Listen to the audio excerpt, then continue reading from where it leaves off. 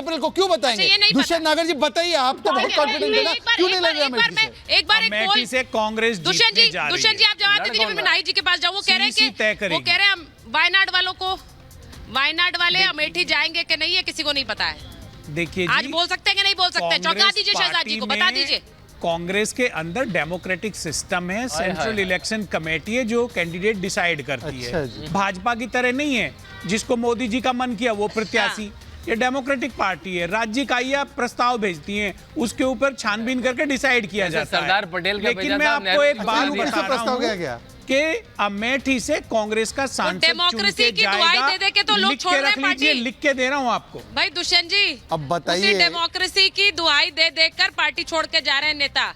अब एक तरफ आप कहते हैं कि सारे नेता छोड़ रहे हैं, तो वो भाजपा के ही भेजे हुए थे। दूसरी तरफ आप कह रहे हैं डेमोक्रेसी है, तो वो कब्जा करके बैठे थे। अच्छा मैं एक बार नाहिद जी के पास जा रही हूँ। नाहिद जी वो नाराज हो जाएंगे फिर मुझसे, आपके रिस्क पर रुक। अच्छा भाई कांग्रेस उनकी साथी है, कांग्रेस को सीट भी नहीं देंगे, बोलने भी नहीं देंगे। आपका पोल बताइए जरा, यहाँ से 80 सीटें यूपी में समाजवादी पार्टी कितनी, कांग्रेस कितनी? एक पोल आप भी दीजिए मुझे। देखिए उत्तर प्रदेश से तो मैंने आपको बताया कि पीडीए की सरकार आ रही है, दिल्ली में पीडीए की सरकार बनेगी और उत्तर प्रदेश से 80 की 80 सीटों पर समाजवादी पार्टी और कांग्रेस जीतेगी। गठबंधन, इंडिया गठबंधन जीतेगा, बीजेपी का पूर्ता सताया होगा। अभी आप भाजपा के प्रवक्ता से उत्तर प्रदेश के बारे में पूछ रही थी, वो उत्तर प्रदेश के बारे में क्या जाने, वो तो महाराष्ट्र के रहने वाले। और ये जो राजनीतिक विश्लेषक बैठे, मैं इनका नाम नहीं जानती, जो मतलब जो जिनके बाद, अरे ये गुप्ता जी, अभी मोदी जी को झुकला रहे थे, उत्तर प्रदेश से वोट है, क्या बोल रही हैं आप? अभी ये वोट, अब देखिए इस तरह सोचिए नहीं। ये आप बताइए आपका वोट कहाँ से है, मैं आपको बताऊं मेरा वोट कहाँ से, बताइए। ये देखिए मेरा वोटर कार्ड, बोलने दीजिए, फिर बोलिएगा। सुचारिता जिस तरह ने ये कह रहे कि मोदी जी झूठे हैं, अरे खुद मोदी जी कहते हैं दो लड़कों की जोड़ी, अब ये बता रहे हैं गुप्ता जी की मोदी जी झूठ बोलते हैं कि ये युवा नहीं है, ये लड़के नहीं है। तो अब ये जाने और मोदी जी जाने। अभी आप 2017 की बात कही थी, बार 17 पे क्यों हुई इसकी? 22 पर आइए ना, 22 में राजभर जो है बीजेपी और मोदी जी के साथ थे, फिर अलग हो गए, और फिर 24 में फिर साथ हो गए। और अगर आप बात करेंगे तो बार बंगाल की, तो देखिए पश्चिम बंगाल ममता दीदी को ये बीजेपी रोज सोचती और साजिश रचती कि कैसे अपने बलबूते एक महिला सीएम बनी हुई है तो उनको पद से मुक्त करने के लिए साजिश रचती है। वहां सबसे ज्यादा वोटिंग हुई, लगभग 78% वोटिंग हो गई। वही सिखा रहा है कि वहाँ के लोग सत्ता पक्ष के काम से खुश हैं। एक सवाल सुचारिता जी, एक सवाल शांतनु जी से पहले। कितनी कम वोटिंग हुई बिहार, उत्तर प्रदेश, उत्तराखंड, राजस्थान, महाराष्ट्र, एक 10 सेकंड बस दिख रहा है कि सत्ता पक्ष से लोग उत्तर प्रदेश सहित अन्य राज्यों में जहाँ सुचारिता जी 10 सेकंड, मात्र 10 सेकंड वोटिंग की है। और जो देखिए मैं ये मानती हूँ हर राजनीतिक दल, मैं ये मानती हूँ नाहिद जी कि हर राजनीतिक दल गठबंधन बनाता है जीत के लिए। इसीलिए ना तो मैं आपके गठबंधन को गलत मान रही हूँ ना उनके गठबंधन को गलत मान रही हूँ। गठबंधन जीत के लिए बनाए जाते हैं, लेकिन अगर उस गठबंधन के बावजूद जीत नहीं होती है और फिर वो बार बार बनते हैं, तब सवाल उठता है। इसीलिए सवाल बार बार पूछा जाता है।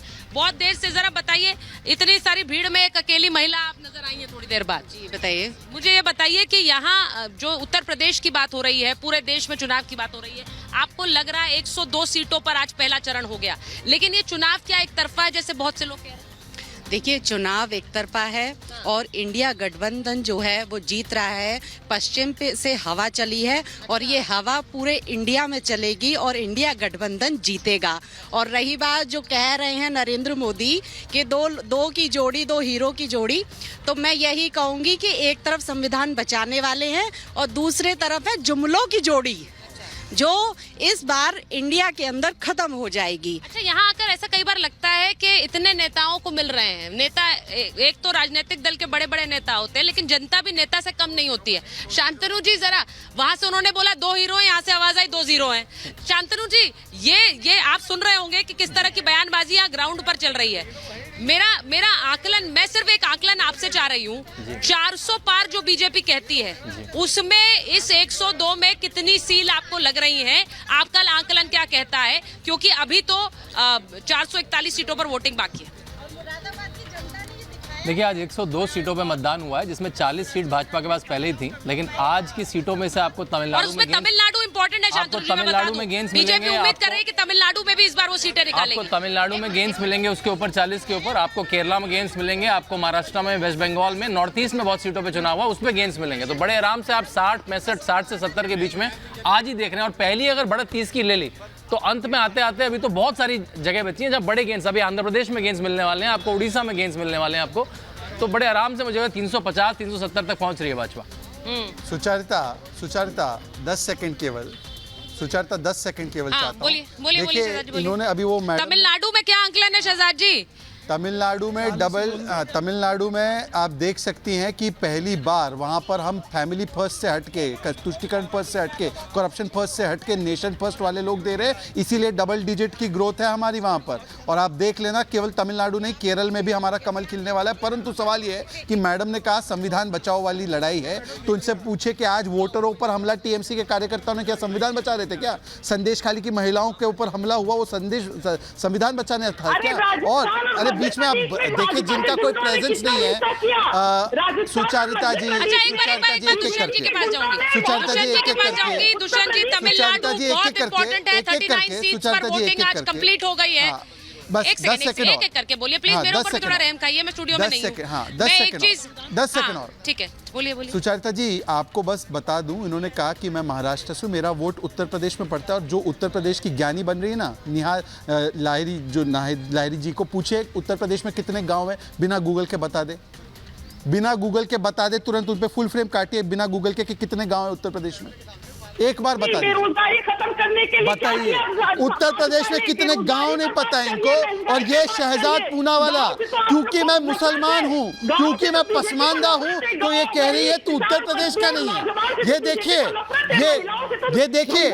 ये देखिए इनका चेहरा देखिए, मेरे सारे मुस्लिम भाई देखिए, ये समाजवादी पार्टी के लोग कहते हैं इनको गांव नहीं पता उत्तर प्रदेश के, पर ये कहते हैं कि तू उत्तर प्रदेश से कैसे हो गया। भाई भगवान श्री राम की धरती हमारी। शोर मचाने से क्या होगा? ठीक है, एक मिनट, मैं एक चीज पूछना चाह रही हूँ। दुष्यंत जी, जरा तमिलनाडु पर एक आंकलन आप भी दे दीजिए। तमिलनाडु में आपके साथ गठबंधन है, लेकिन वहां पर इस बार बीजेपी कॉन्फिडेंट है, और वहां पर आज सुबह से मैं देख रही सोशल मीडिया पर अन्नमलाई जी को बहुत सारी बधाई भी चल रही है कि आप जीतेंगे और अपनों के साथ बहुत सारे लोगों को लेकर जीतेंगे। देखिए जी, सब फर्जी है। अच्छा, इंडिया अलायंस क्लीन स्वीप बधाई कर क्या रहा है। फर्जी होती है? बधाई तो जी, बधाई भी फर्जी है, शुभकामना है। बधाई शुभकामना फर्जी है, मजाक उड़ा रहे हैं इनका, और ये अपना मजाक उड़वा रहे हैं। वो किसान का मैं बेटा है, गारंटी से कह रहा हूँ क्लीन स्वीप करेंगे तमिलनाडु की सभी सीटें। ओबीसी है वो, इंडिया अलायंस जीतने वाला है, क्योंकि वो याद सारी सीटें इंडिया अलायंस क्लीन स्वीप। देखिए उत्तर वहां से प्रदेश में पहले चरण में जो 8 सीटों में चुनाव हुआ है, दो स्टेट्स ऐसे भाजपा को हैं वहां जो खाता खोलने में दिक्कत होने वाली बहुत है। हद तक ये टॉपल जो करना कहते हैं, यानी कि रुख बदलना, वो समीकरण तय करेंगे। एक पश्चिम बंगाल भी है और एक तमिलनाडु है, क्योंकि इस बार सुचेरिता जी, रुख बदलने के लिए कोई कारण होना चाहिए ना। उनकी सीटें 7 किसान कम से कम रोज आत्महत्या कर रहा है देश में, युवा बेरोजगार है, लोग रुख क्यों बदलेंगे?